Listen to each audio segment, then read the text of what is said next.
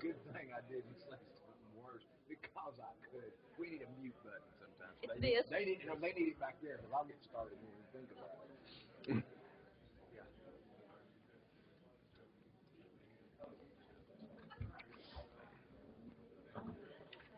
Richard's back there. Mm-hmm. It looked like he just got in trouble. He just got caught. I'll have to tell you something happened to me on my first meeting. Everybody ready? Yes. You ready? Yeah. Yes, we're ready. Welcome, everyone, to round two. This is our February board meeting at Elizabethton City Schools. Thank you, everyone, for coming out. I'd like to say thank you to Councilman Tester for being here. He is our school liaison, and always happy to have him here. If everyone would, please rise, and Dr. Gardner is going to lead us in a moment of silence and pledge the flag. And while we're thinking a moment of silence, we want to remember the family of Connie Baker, a former board member who passed this week, and her services were yesterday. Okay, let's have a moment of silence.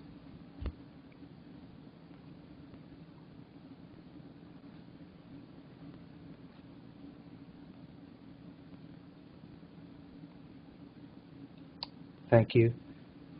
Attention. Salute. Pledge. I pledge allegiance to the flag of the United States of America and to the republic for which it stands, one nation, under God, indivisible, with liberty and justice for all. Thank you.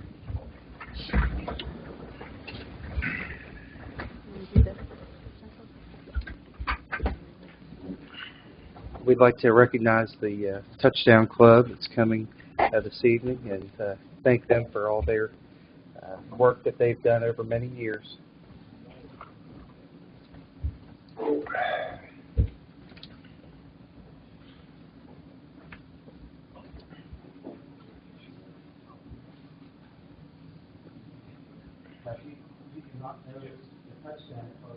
Right, microphone. He's soft-spoken. If you do not know the Touchdown Club and what they do for the school system, part of what they do is they provide meals for our athletes prior to games. They spend time worrying over them, making sure that they have what they need to be able to go out and be successful on the field and off the field. They offer a lot of moral support. They help the community, as far as making sure people are aware of what's going on with our children, and any positive advocate we have for our children is certainly a friend of the school system. So tonight we'll let you speak about what you're doing this evening, and please thank you all for being here. Thank you. For any of you who don't know, my name is Tony Briggs.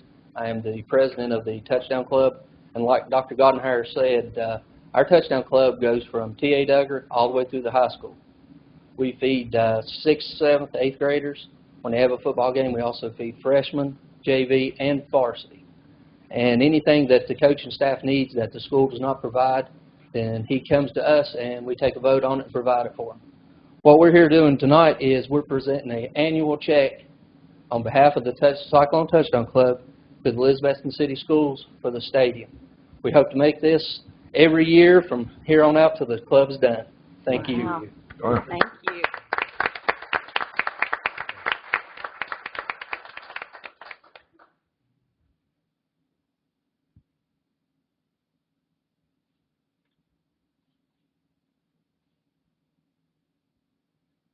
Thank you. Thank you all so much.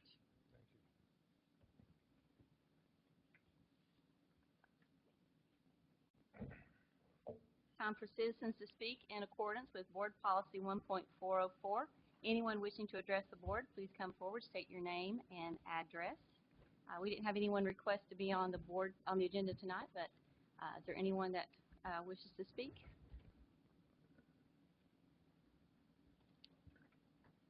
I do not have to get this to you all individually. I don't want to speak, and I do not want to do the appeal that you all asked me to do because I did put forward. My name is Deborah Scout. I did want to just give you personally each one a letter I compose. Let you know why I decided, and my husband has decided, that we do not want to do the appeal process. I appreciate y'all reading this. Thank you. Thank you. Thank you. Thank you.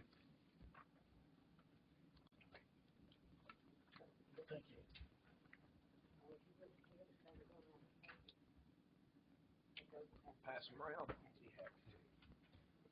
Thank you all very much for reading my letter. Thank you. Thank you.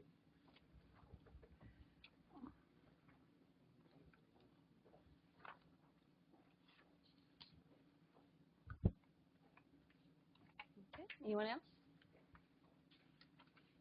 All right. Then we're going to move on. It's time to approve the consent and regular agenda. Can I get a motion to approve? So moved. Can I get a second? Second. Thank you. Do you have any questions or discussions?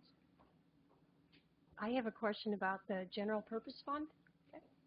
Item number 2. Okay. If I was looking, spent a lot of time studying this, at the 72320, the Office of the Superintendent, $305,737, and I couldn't find, it's probably here, but I couldn't find it, the legal bills, the monthly legal bills. Is that included in that $305,000?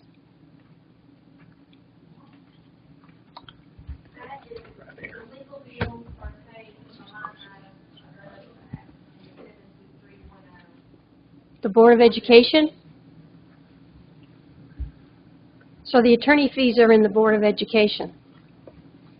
The attorney represents the board. Yeah, they are the. They're the Okay. board's attorney. They represent us. Ms. Wilson, is it common that we've exceeded, or we're at 83% of the budget at this time of the year on that item? Yes, because of the large insurance. That's what okay.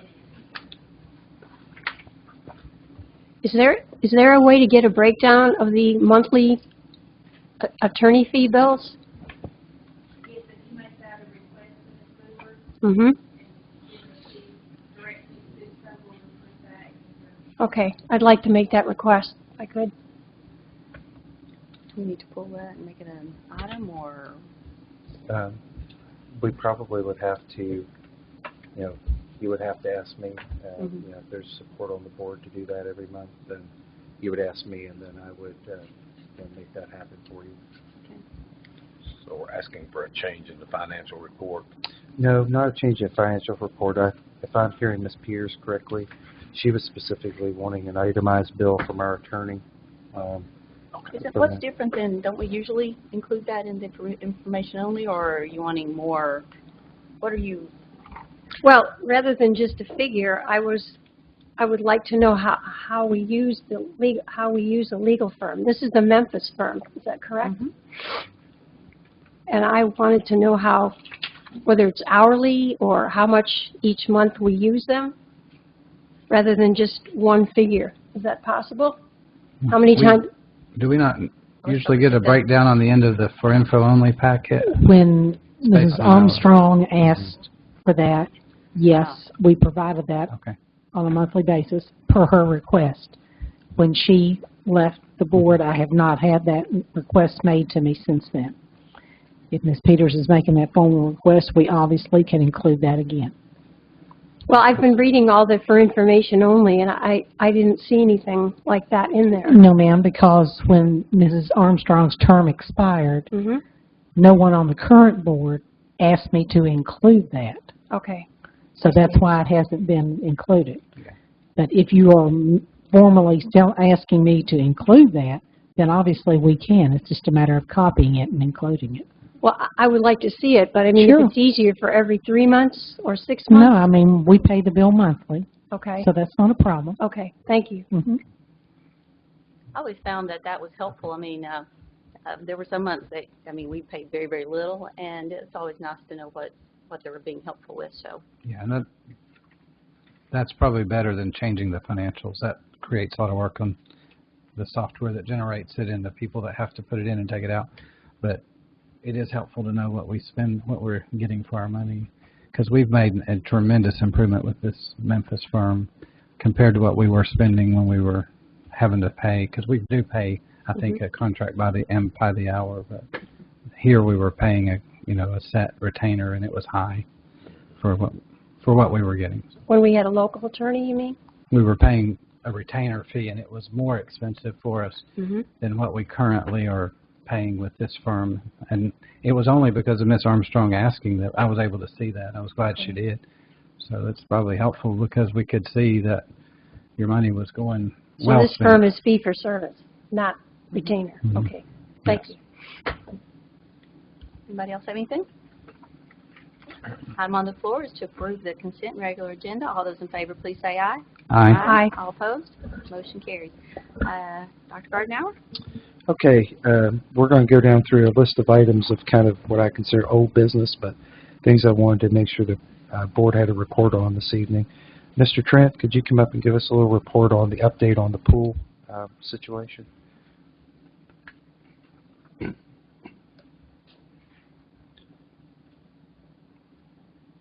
just about have the pool completed. During the replacement process, they found a defective flow switch, which they're scheduled to replace that tomorrow. They're trying to get the boiler inspector there this Wednesday, to do the inspection on it, but should be, if everything goes as planned, the end of the day Wednesday, be fully completed and fired up and heating some water up. So it went really smooth. Can't wait to get our citizens back in there. That's right. They're ready to go. So. All right, I did want to give you an update on telemedicine. We are still in the holding pattern there. They have come to schools, made site visits, looked at the areas where we need to make sure that we have the equipment. We're still waiting on some equipment, but we have been in contact with them as late as today, and they said to go ahead and move forward with our campaign of trying to promote it with students, thinking that will happen very soon. So they're going to send those packets out to us, and we're going to make sure we're trying to move that forward in the very near future. Our groundbreaking on the music room, bids and so forth, with what we're doing on the project, we estimate right now that in March we'll be taking bids. They're finishing up a few things, making sure the fire marshal that we're compliant with that and looking at that right now. And we're thinking somewhere, Mr. Van Huss, in a couple weeks, he'll talk about that in just a minute. And we estimate a start date probably in April for that. So that's kind of the realistic timeline that we have there. Well, we have a groundbreaking. When we have a nice weather. Yeah, when we have good weather, and we'll pick a date once I feel that we're ready really to break ground in the near future. I'd love to have it close to the time that we actually break ground, so the excitement that's generated by the groundbreaking, they'll see things happen as soon as that happens. So I'll let Mr. Van Huss talk about that. Would you like to talk about that in the stadium project? Anything special? Come on forward if you have a minute to update. Do we have us on architectural plans for the music room? that. They're finished. They're Okay. finishing those up, and so let him speak to that. Sure. I spoke with Mr. Weems today, and the finished drawings should be finalized within the next 2 weeks. And at that point in time, he will then submit that to the State Fire Marshal's office. At that same time, the construction manager, GRC, they can go ahead and take that information and go ahead and start putting the components out for bid. That will happen simultaneous with the fire marshal approval. And then should the fire marshal, have any comments, they'll just go back in and do an addendum to those as we move forward. The bid process will take, 2, probably 3 weeks by the time they evaluate what's there and all that. And then at that point in time, if it doesn't coincide with a board meeting, Dr. Gardenauer can decide this, but my hope would be that maybe we might have a call board meeting to just discuss that particular item so we can get that moving. I would hate for us to wait. If we missed the March window, which we more than likely will, if we had to wait till late April, I don't think that would be best, but that will be something to decide down the road. And then once the board approves the maximum amount not to exceed, then as we move forward from there, they'll be on site within 10 days. And as you know, at the stadium, they were there like that afternoon. They were moving things. So that's kind of the time frame on the music and band room. Also in your packet, you have this month's update on the progress of the stadium. You notice some things there. Of course, the storm sewer system's completed. They continue to work on I'm sorry, let me back up. Any questions on the band room? I'm sorry. Music room? Sorry. So, on to the stadium here. They're continuing work on the 2 concession buildings and the restrooms. As you can see there, the plumbing is, the 2 concession stands are already plumbed up. They're completing plumbing work on the restrooms. So they're very close to being able to pour the floors in those. And then once that happens, people will, start noticing cinder block going up on those buildings. Everything is, again, moving along very well, obviously. We had a little slowdown last week. We missed our construction update meeting last week because of the weather. And so in speaking with them, they felt like it would be best to stay on the rotation we are. So we'll have another meeting next Tuesday. But again, things seem to be going well. There's also included there the purchase order log. You can see there the items that the school system has purchased and kind of an estimate on the savings that we've accrued thus far. And I can tell you that there are other items that we're currently processing, and right now that amount is probably somewhere close to $30,000 that we've been able to save. So we're obviously very excited about that. And of course, there's a kind of a timeline in here. And again, this document, the real document, is huge because there's so much involved and it stretches over such a long period of time. If anyone wants to see, the whole time frame laid out, we can certainly show you that if you're out and about one day and you want to swing by. You can either swing by the trailer, the work trailer there on site, and Mr. Dean, the superintendent of the site there, he can certainly show you that and answer any questions you may have. But again, this is just kind of a brief version that's, just about a 4-week window there. And of course, then you have the latest pay application and, then the itemized breakdown of the different components and where we are, how much we've paid thus far, how much is still out there. And then, of course, there's also in the back, there are some pictures you can see of where they're pouring the foundations for the buildings as well. And we do have I think I told you last month, you remember we had the picture in the back there showing the progress. They're actually doing that monthly. We just didn't set that up today. But I also have that. If any of you want to swing by the office, you're more than welcome to do that. And you can see a 1-minute clip. And a little bit of it was used. There was a little update on, I think it was WJHL, about a week ago. And they had a little bit of the video on there from the drone. So, questions on anything in that packet? Ms. Bennett, the $26,000 or thereabouts, that's the estimated tax savings to this point, correct? Yes, sir. And I do want to point out one item there on the general shell. At this point, that $82,000 is an estimate. What we have is a per unit price, and that's included in the purchase order. And so, if for some reason we exceeded that, for some reason, then we would go back and issue another purchase order. And I'm sure we'll do the same thing for the band room, additional classroom. Absolutely. Great. Absolutely. Great idea. Yeah. I mean, we've already exceeded. I mean, I think when we were trying to sell you on this idea, we talked about maybe having a $30,000 savings, and we're already there. Yeah. And we're not, anywhere close to being finished. So, any other questions? Thank you. Thank you.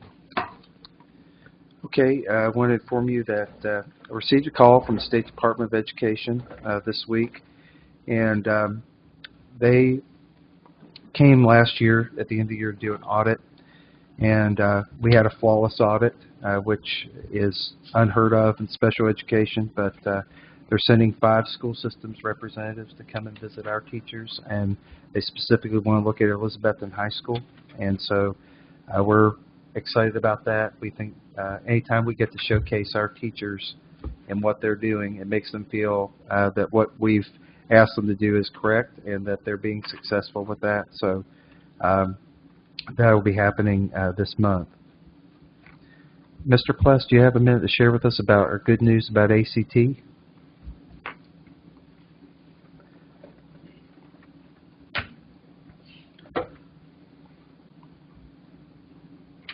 Obviously, it's been discussed already, just the change in testing at the state level, and we are kind of bombarded with that.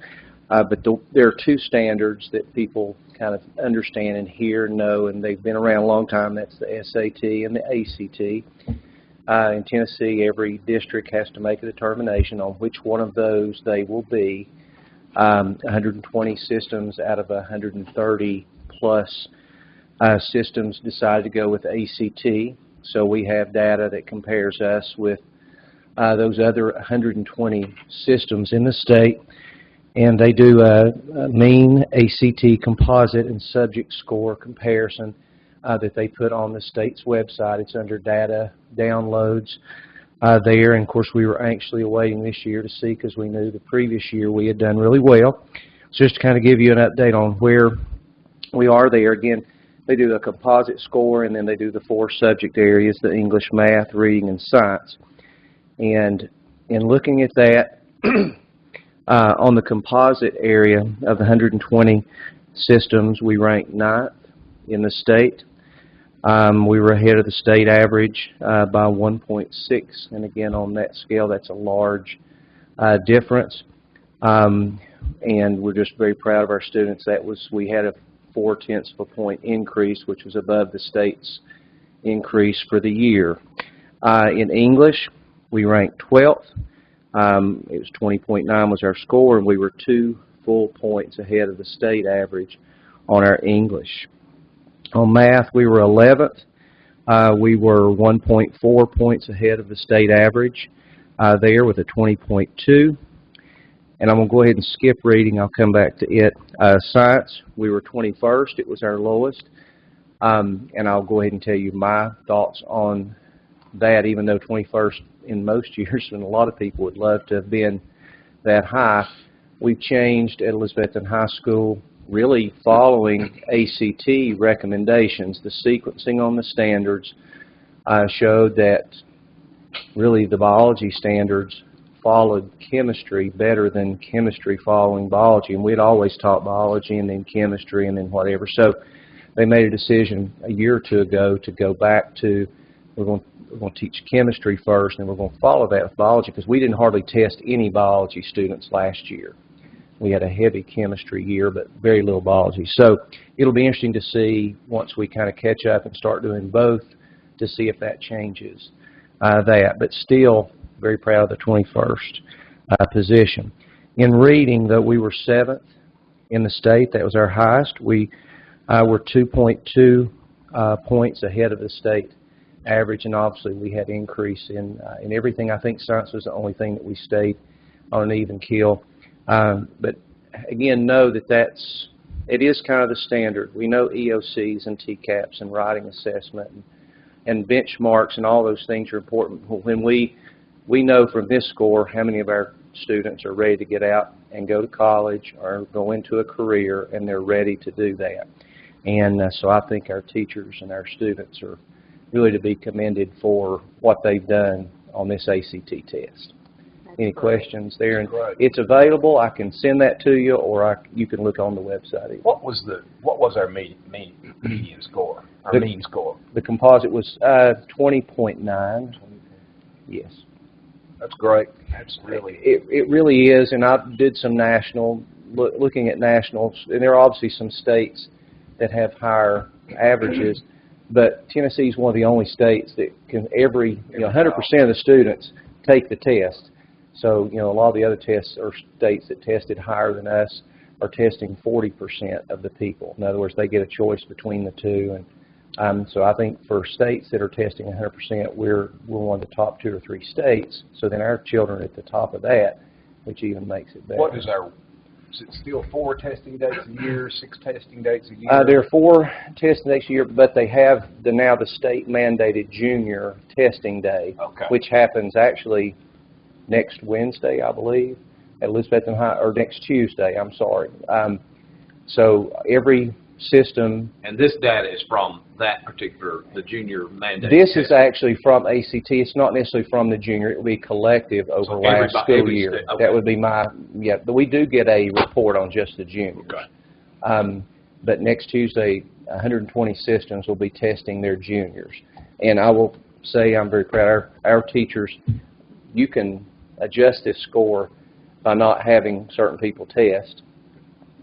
we test a higher percentage than anybody that I've seen, and we're right. 100% of our juniors are going to take that test at some point. Most 99% of them are going to take it next week. So, any other questions? Please feel free to give me reports Thank like you. this Oh, I all like the it. time. That's wonderful. Thank you, Mr. Forrest. Okay, it's time for the personnel update. New hire, Karen Van Dyke, Eastside interim custodian, effective 1/26/15. Leslie Bradley, AHS head girls track coach, effective 2/9/15. Resignation, Rebecca Shawn Young, Westside part-time assistant to the teacher, effective 2/3/13. Craig Emmert, EHS head girls track coach, effective 1/22/15. Eddie Pless, EHS assistant boys basketball coach, effective 2/7/15. Shirley Eckert, T.A. Duggar, part-time assistant to the teacher, effective 2/16/15. Michelle Arnett, Eastside, part-time assistant to the teacher and ESP child care worker, effective 2/20/15. Transfer Jeffrey Fox from EHS custodian to Harold McCormick custodian, effective 1/26/15. Marie Mann from EHS custodian to central office Harold McCormick custodian, effective 1/26/15. Bill Jenkins from central office Harold McCormick to EHS, effective 1/26/15. Sherry West from T.A. Duggar part-time custodian to EHS part-time custodian, effective 1/30/15. Christy Deals from interim Westside part-time assistant to the teacher to Westside permanent part-time assistant to the teacher, effective 2/17/15. Leave of absence, Sharon Eggers, Harold McCormick bookkeeper, from 1/9/15 to 6/1/15, intermittent FMLA.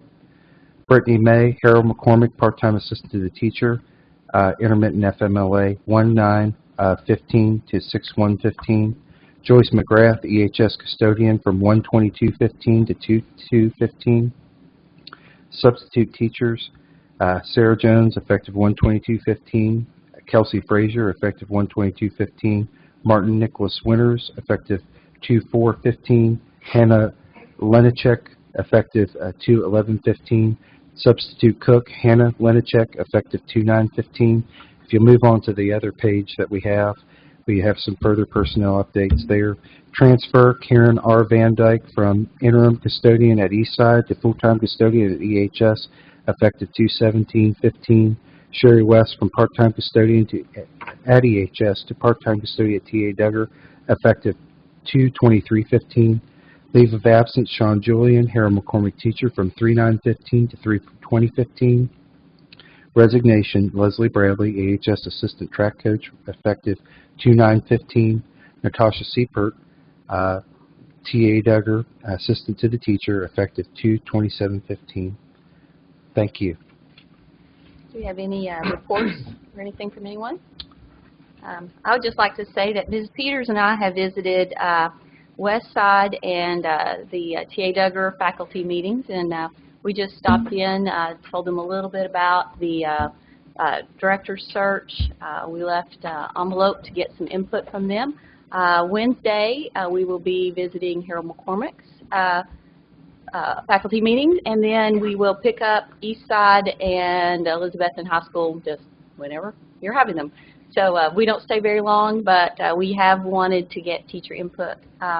We're also going to be having a meeting with central office staff, and then we will have another workshop where we invite classified employees and community, which is what we had scheduled for tonight, but worked out that we had this plan so that we were able to move our board meeting. But those are some things that we're doing as we are continuing the superintendent search. Anybody else? All right, time to move on to the regular agenda. First item on the agenda is to approve resolution to transfer funds from the general purpose school fund to the school federal projects fund for the fiscal year ending June 30, 2015 and thereafter. Can I get a motion to approve? So moved. Thank you. Can I have a second? Second? Anybody have any questions, comments on this? We need to ask Ms. Wilson to come up, or everybody's okay with it? No. Well, could we get an explanation as to why you want to do it? Yes.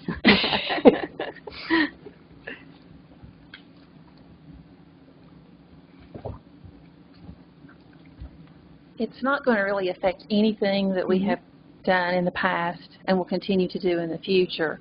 The only difference is the Treasury Department, the comptroller, in looking at the city's budget, approved it conditionally that we approve a resolution for this. Our general purpose fund and our school federal projects fund are in one bank account. Federal projects fund operates on a reimbursement basis. So there are times that the federal projects fund is in the negative cash flow, but it being in the same bank account, there's not any cash overdrafts or anything like that. So this is just a matter of saying that the board approves that general purpose funds can be used in the interim for the federal programs till those funds come in. And it's what we're already doing. It's just a matter of putting it on paper. And it's never been a requirement for us before, but now it is, so we're putting it on paper. What's the percentage that you have to have in the general purpose fund for the state to? That the cash flow just has to be positive. It could be a penny. Okay. As long as, you know, there's a positive balance in your checking account. Okay. Anybody else have any questions or comments? Okay. Item on the floor is approve resolution to transfer funds from the general purpose school fund to the school's federal projects funds for the fiscal year ending June 30, 2015 and thereafter. All those in favor, please say aye. Aye. All opposed? Motion carries. Next item, approve general purpose fund amendment number 1 GP third quarter February 2015. Can I get a motion to approve? So moved. Thank you. Have a second? Second. Okay. Any questions or comments on this?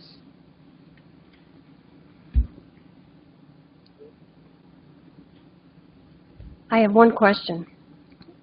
Under 723110, it says Board of Education, and then there are 3 lines under it for unemployment, liability, and workman's comp.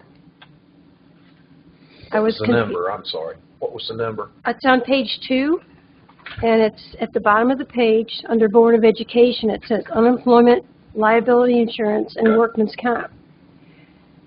Being the new kid on the block, I was confused as to why that's under the Board of Education. You might as well come on up and make yourself comfortable, Beth. I would have called you, but nobody was around. This is just where the state and Department of Education, they want these expenditures listed. And this is, our unemployment compensation is listed there. The Social Security, Medicare, state retirement ordinarily follows the area where an employee, according to what they're doing, the budget code, it falls in that budget code. But we only pay unemployment when a claim is filed. We do not file a percentage of pay. We only pay claims when they're filed. And therefore, it is a board liability, and that's why it's under the Board of Education. And that is the same thing with liability insurance, workers' comp, and, of course, like we discussed earlier, legal fees, the audit, all of those things which are actually the Board of Education. Okay, thank you. I'll tell you, if you ever get the opportunity, TSBA every now and then offers a workshop on the budget. And it was probably the best workshop I ever went to, and for about 2 minutes I understood what Beth did. And then I slept, and thank goodness she's here. But it was really, really interesting. Amazing. Yeah. Any other questions or comments? All right. Item on the floor, approve general purpose fund amendment number 1 GP third quarter February 2015. All those in favor, please say aye. Aye. All opposed? Motion carries. Next, approve federal purpose fund amendment number 2 FP February 2015. Can I get a motion to approve? So moved. Thank you. Can I have a second? Second. Okay. Anybody have questions or comments on this one?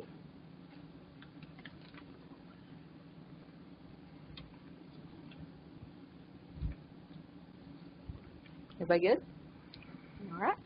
I'm on the floor. Approve Federal Purpose Fund Amendment Number 2, FP, February 2015. All those in favor, please say aye. Aye. All opposed? Thank you.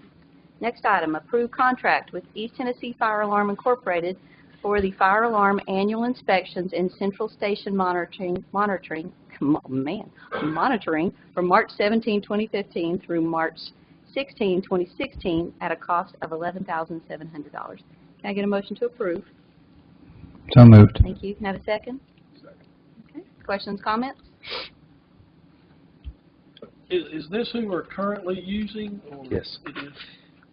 And I can say on his behalf, when we had our issues at TA Duggar this weekend, Mr. Muse was over there the entire day making sure that we had an operational system to come back to school. That's not uncommon for him. I think that he physically comes when we have an issue. There's not a phone call saying, we'll walk you through it on the phone. He is physically here. And I think that makes a huge difference in the way we stay operational and keep our children safe. So can't say enough positive things about him. I assume this is a yearly contract, bid every year. It is. Any other questions or comments? Item on the floor is to approve contract with East Tennessee Fire Alarm Incorporated for fire alarm annual inspections and central station monitoring from March 17, 2015 through March 16, 2016 at a cost of $11,700. All those in favor, please say aye. Aye. All opposed? Motion carries. Next is to approve the lease of 2 copiers for T.A. Duggar Junior High School for a 60-month cost of $19,226.40 from Tri-Cities Business Machines Company. Can I get a motion to approve? So moved. Thank you. Have a second? Second. Okay. Questions or comments on this? I'll comment the same comment I made the last time we bought a copier. I think we need to really roll these up into one contract for the system as a whole, and then try to get some price breaks on having a large system that talk to each other and get them set up and networked. I know that we've done our budget through the principals and through the schools as separate entities, but if we could roll them up into one and have them set up to talk, we could take in a proportion the cost of each of those across the system relative to their use or their number, and we could find a way to apportion the cost so that it was in that school's budget. But I feel like we keep doing one after the other, and we could probably get a better deal if we would roll this up into a huge contract where somebody did, and they'll pull them. They did it at my work and saved us a lot of money. Okay. And they did printers and copiers, addressable copiers, and we even have HIPAA security issues so that you can set it where if a printer is anywhere where, in my line of work, where a patient is, so we would have FERPA issues here, where if somebody could access that area, you could have that copier set from a central setting that says someone has to go and type in their code before they'll do the job. It won't be sitting on the copier because someone got distracted. I just think that if we centralize this and do it right, we've got the technology to network it and make it where you can address it. If you want to send something, you don't have to fax it. You can send it to the printer at that principal's desk as long as you can network these together, which I really think we ought to look at that. Okay. Well, when would be the appropriate time to do that? Should we move forward with this now, or is that something that we could start looking into now? I don't know the answer to that. I don't want to hold up doing the business that they need to get done, because from when I've talked with instructors, one of the things they're heavy users of is copiers. Yeah. And I know that some of the parents came to me, and I brought that to you, about having copying costs being pared down to the point where we're having to put things on like 4 on a page and cut them, and they've taken care of that. They've tried to be responsive to the parents' needs by making the changes so that they don't get little 1/4 sheet assignment on it. But the fact is, it's a costly item for us, and it continues to grow in cost because copying. And if we go to open source textbooks, we'll be going up in cost and copying fees. But one of the reasons that people copy it so much is because we're trying to adapt to state standards, and we're trying to give a targeted curriculum that the books don't do. So we're buying $100,000 of the books, and we're ended up having to copy off a bunch of stuff to meet this. And we might want to go back to the little things you crank to the mimeograph. Yeah, that smelled funny. I guess the reason I asked, this is a 6-month lease. Yeah, 60 months. I didn't know yeah, at what 60. point. 60. Excuse me, 60 months. At 60. what point do you look at it? I guess is the reason I'm asking. When's the appropriate time to try to?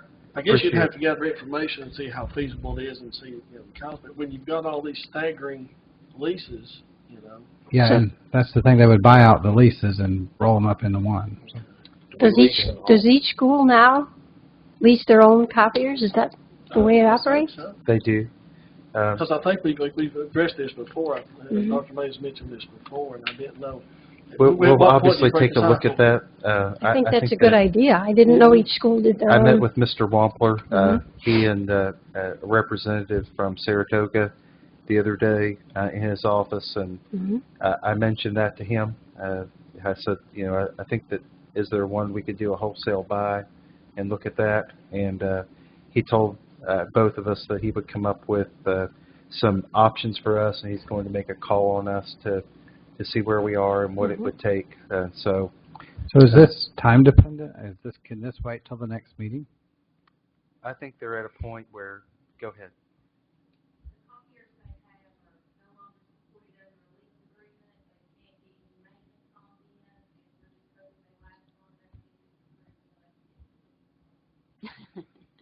Are there any other copiers in any other schools that we can loan them? But I see what Dr. May said. If they would buy the lease out, he gets us out of that. Yeah, I don't know that they will. I think that's what they did for ours. But I guess my question is, is that a yes or a no? Is this something that we could wait one board meeting and get that answer, or is this something that is going to create an impediment here at the end of the school year while tests are going on? And then also, do we have the money? I mean, like, we're being tight with the budget, and I mean, I'm thinking this is a great idea, but it's probably something we need to not rush into. I mean, we need to let them do some study. Yes. Okay, that's fine. Maybe we can look it's at a great next idea, though. Budget year cycle next year. I mean, I'd like somebody to look in and come back to us and tell us if it's feasible and if it's cost saving. Is there any way to shrink the 60 months on the lease? Oh, I don't know about that. I think once you're in a lease agreement, it either needs to be bought out or, you know, you move forward with that. I know that they are very excited about getting some copiers that work. They have the teachers there have. It's not that they're doing without right now, but they know that there's a little panic about making sure that they have something that's going to take them next level. But I can promise you that we will look at that. It's something we've already brought up about doing a wholesale buy and maybe having a copy contract, and maybe we keep a little bit more of the school's money up here, you know, to handle that, you know, as a wholesale. But we can look at different options. But when Mr. Liggett gets back with me, I'll present that. We'll put the for your information only section in the back, and we can look at that over the next purchases and make sure that we're, you know, being good stewards of our money. Are we networking our computers to one printer or to the copier? There are some that do that. I know, for instance, our central office, many of them are networked. Almost all are networked at this point. That's a big savings, too. It is. Yeah, it sure is. I agree with Dr. May. I think we should pursue this. Maybe get a report of where we've got copiers and just pursue it, even if it's a year from now. I mean, I think it's a great idea. Okay. See if it's feasible. I mean, and in the meantime, this is 5 years. It's, what's that, $4,000, $3,800 a year or something to make sure that we've got copiers for copies ability for the entire school, I guess. T.A. Duggar, would that provide the needs of T.A. Duggar for? It would. So, you know, I don't know if we approve this tonight, if we can allow you the research and kind of hang on to it to do if it becomes urgent while you research it, and then give you the latitude to go ahead if it appears it's going to be a lengthy process. But if in judgment you felt that we could see what the other did in a time constraint that doesn't hold anybody up. I just don't want to hold up T.A. Duggar from being able to get with their needs. So I'm okay to approve it tonight is what I'm trying to say. But if there's a way that you can check this out and you find out that it's going to be doable in a timeline that we could live with, some of these companies might want to get your business enough that they'll set their copier in there for free right now while you're negotiating if it were to go bad. I know.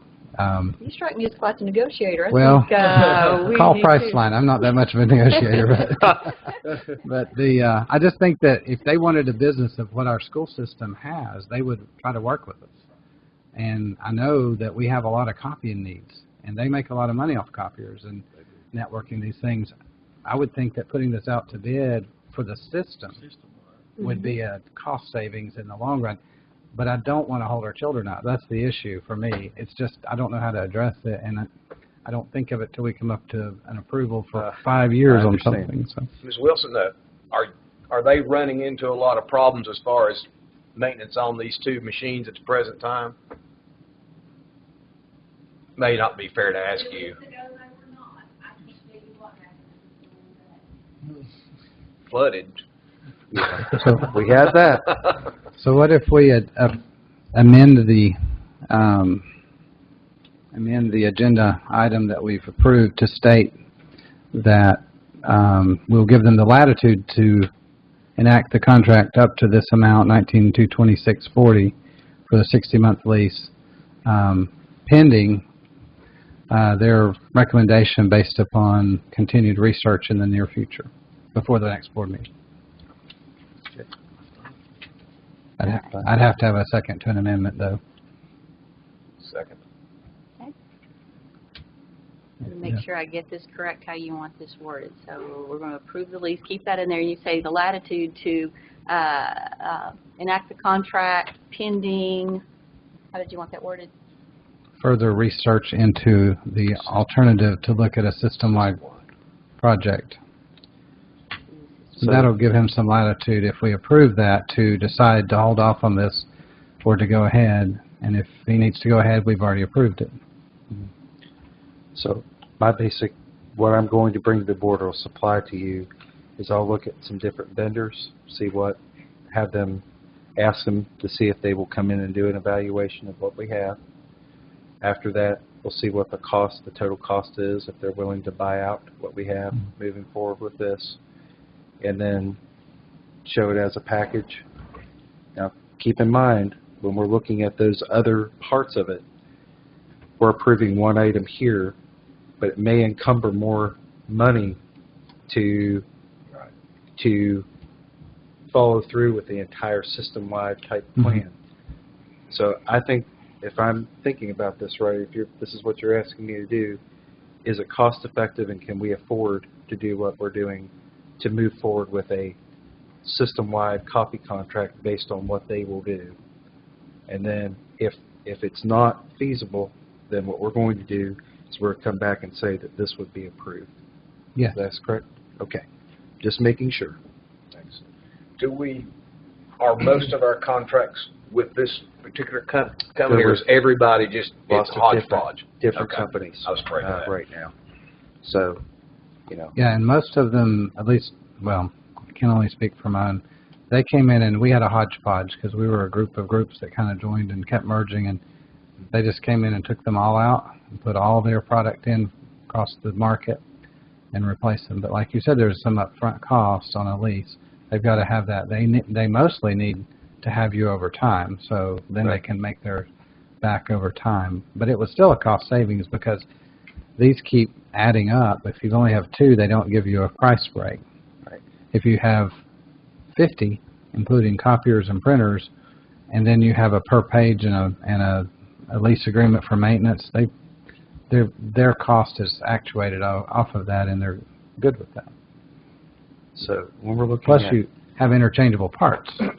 You don't have to go to this vendor to fix that one and this vendor to, the toner you buy is across the board the same toner, and, I don't know. But so as long as you have that latitude, I would support it if the amendment was there, that you would have the latitude to keep it to go ahead and do what you need to do right now, with the stipulation that there's at least a look at the 5-year plan of how we're going to roll this out with a system-wide approach. Okay. Get on it tomorrow. Anything else? We have to vote on the amendment first, yeah. So I'm voting on the amendment. Yeah, we've only moved and seconded the amendment. We got to then vote the amendment. If it fails, then it's the original. All right, let's see how I did. Item on the floor is to approve the lease of 2 copiers to T.A. Duggar Junior High School for a 60-month cost of $19,226.40 from Tri-Cities Business Machine Company. We are giving Dr. Gardenauer latitude to enact the contract pending further research to system-wide project. Does that sound right? Yes. Sounds like what he said. All right. All those in favor, please say aye. Aye. All opposed? Motion carries. So we don't have to do anything with the other one, right? We can say it's done. Okay. All right. Next item. Approve proposed Elizabethton City Schools calendar for the 2015-2016 school year. Can I get a motion to approve? So moved. I have a second? Second. Thank you. Any questions or comments on this? This is pretty similar to our current calendar, isn't it? It's not a whole lot. It is. It's about a day variance. But what I do want to tell you is all schools are represented on the calendar committee, and then we meet together and we try to look at. It's really a great process. We look at all the schools and their needs. They take the information back to their individual schools, gain information and comments and questions, and bring that back to us. It is something they work on together, and it's great to see our teachers from different levels agree. They know what the high school's going on. They talk about football games. They talk about all kinds of different things that affect them and what they feel. And in the end, it's not just us putting forth a calendar that we think is good. It's also with all of their input. So the committee really puts it forth as this is really what we would like to do. I know that the current calendar, last year we moved it, or started a little bit a week earlier, and it seems to have served us well, I guess. It has really with the testing and semesters and that type of thing. That really is kind of what we have to do at this point. Well, when we were planning the agenda, I wore them out asking questions about it, and had poor Mr. Van Huss on the phone. But it, you know, you cannot beat. I know it's not perfect for everybody, but it does kind of give equal amount of days with each semester. It factors in trying to enhance enrollment, and so it's very well thought out. That would be a tough committee to be a part of, but they did a great job. And but yeah, I put them through the ringer. I asked lots and lots of questions, and they answered them all. So, anybody else have any other questions or comments? What are the alternative in-service days? Okay, those are stockpile days for professional development. Then we have stockpile days or professional development days. Then we have alternative in-service days. Those are ones that are in the calendar for. We try to provide sometime during the year to make sure that, let's say that we hire someone late, and they still have to get their 18 hours of in-service. Those are days that those people can attend and do that. So it's not for everybody. It's normally not. We have some staff who have completed all their in-service training, and there'll be a trade-off day for them. That's what I assumed. Okay. Yeah. Any other questions or comments? Item on the floor is to approve, do not combine those two words, approve proposed Elizabethton City Schools calendar for the 2015-2016 school year. All those in favor, please say aye. Aye. All opposed, motion carries. Next item, approve selection and appointment of 2 members of the current Board of Education to serve on the Committee of Trustees to administer the sick leave bank. Can I get a motion to approve? So moved. Can I get a second? Second. Wonderful. Take your pick.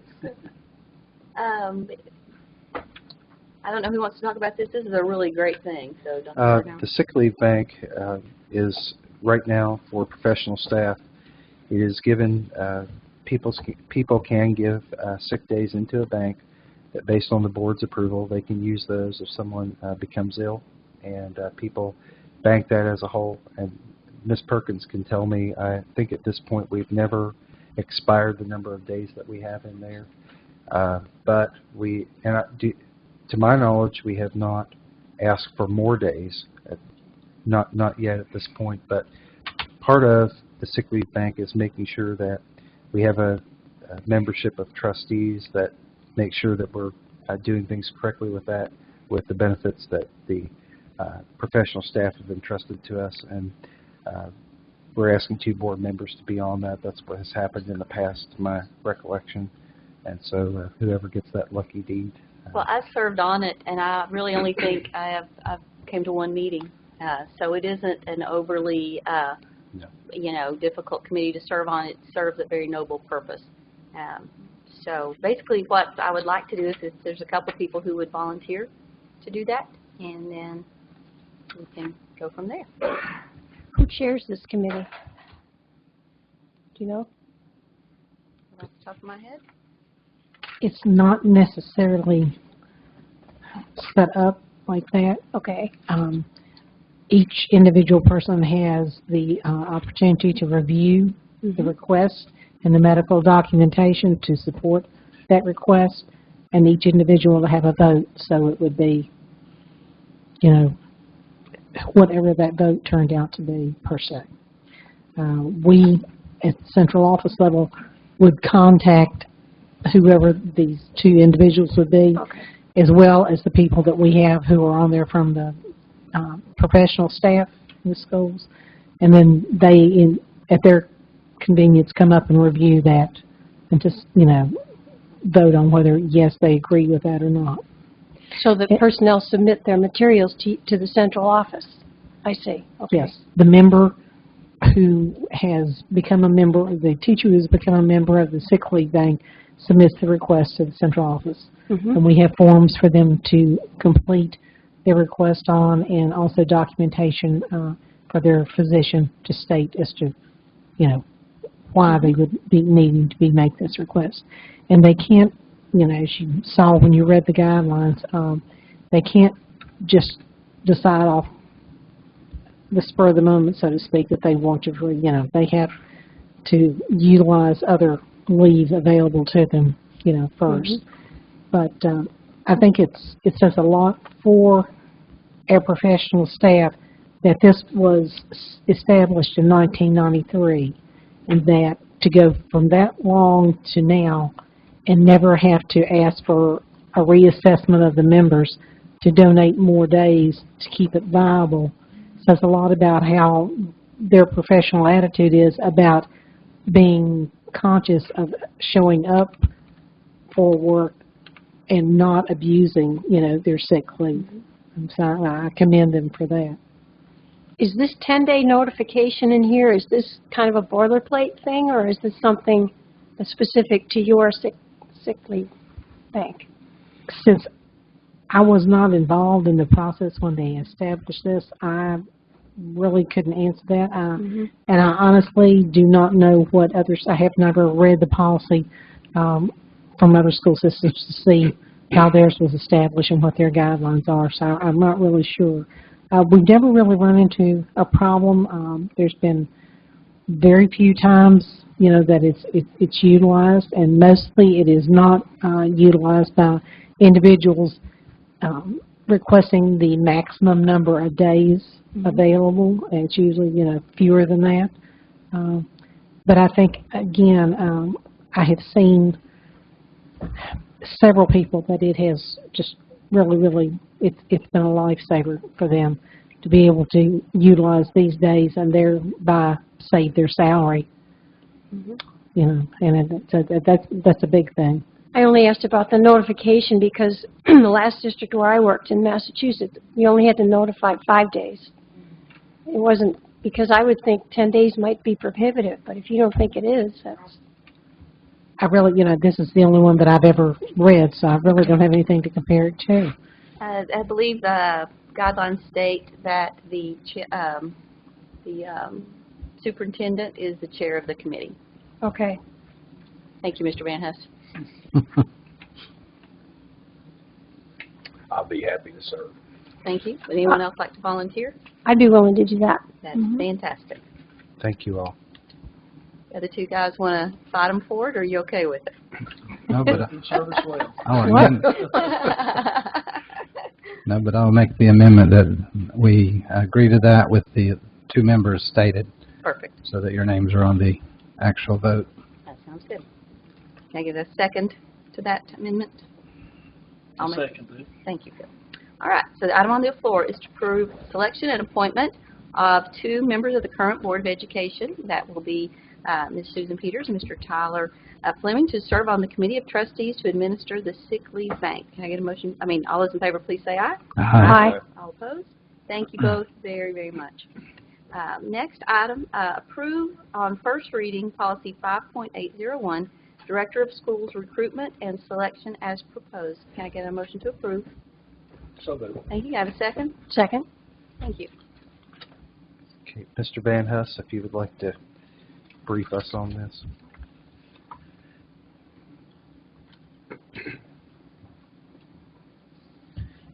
It's ironic that we're bringing this policy to you in the fact that we're actually looking for a director, but Ms. Perkins received an email from one of the attorneys with TSBA, and basically in their policy review of our policies, they point out the fact that by state law, the board doesn't have the authority to require a supermajority, as they called it, for anything.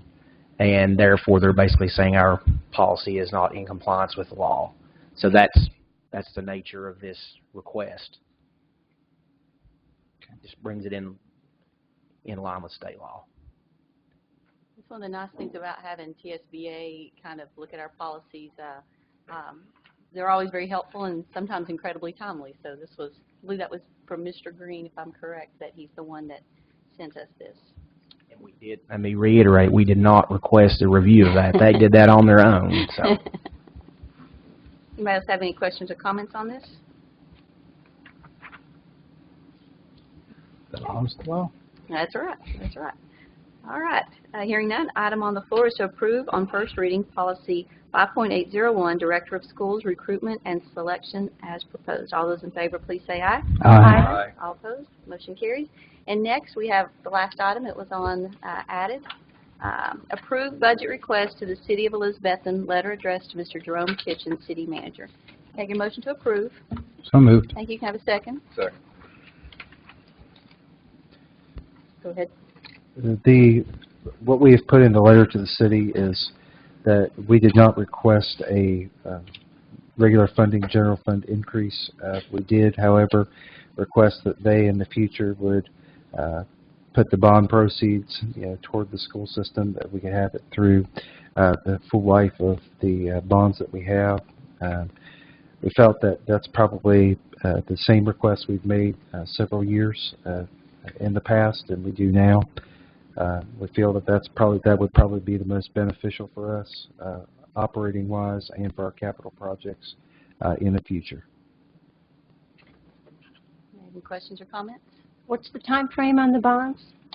Time frame is about, let me look here real quick.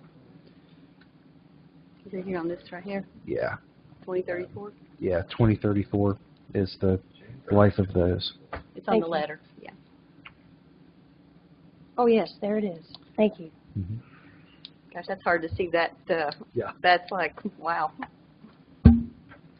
Liz, have any questions or comments? I mean, obvious question. You're comfortable with that, and you feel like we can make it in a flat year? Think how to diplomatically say this. We've had a lot of flat fund balance years. I don't know how many to be exact. How many has it been, Ms. Wilson? Next month. So the city has graciously given us the $5 million. I think that if City Council were to come to us and say, hey, we'd like to help you out or do some things like that during the budget process, we certainly would entertain that. But I think at this point, most beneficial for the most years that we have will be for them to extend the bond proceeds to us, refund those to us for that period. And we're hoping to be able to come in on budget in a flat year and do it with what we have. So we appreciate your consideration. Any questions, comments? Item on the floor, approved budget request to the City of Elizabethton, letter addressed to Mr. Jerome Kitchen, City Manager. All those in favor, please say aye. Aye. All opposed, motion carries. Our next regularly scheduled board meeting will be Thursday, March 19, 2015 at 6:30 here in the Mac Pierce Boardroom.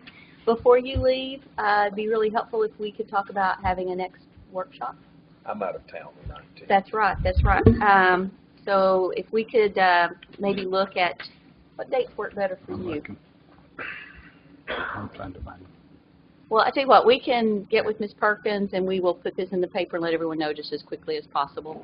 So I'll give everybody a few moments.